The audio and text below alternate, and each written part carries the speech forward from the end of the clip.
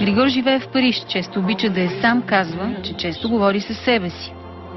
Живея близо до една гора, който абсолютно няма нищо около мен, което много ми харесва преди, защото по време на турнири си с хора, с агенти, с играчи и така нататък. И това нещо кара просто в един ден да кажеш.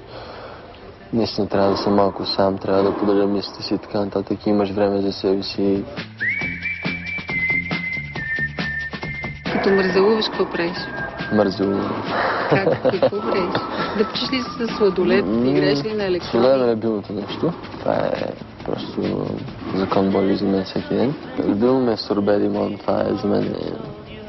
Винаги фризера ме е пълен с... Можеш ли си позволяваш гаджета? Да, само това ме е позволено, когато играя. Не иска да говори за гаджета, но признава, че рядко излиза. Някакси нон-стоп по клубове, така, някакси не мога да се... Не е твоето. Не е в моето, някакси не мога да се впиша в това нещо. И не чувствам, че примерно жертвам нещо, че не излизам и така нататък, което е още по-хубаво. И до днес се чува с родителите си непрекъснато. Всеки ден. Всеки ден? Да. С кой от двамата повече? С двамата всеки ден, да се призная честно. Разбира се, мама си и мама, не, но...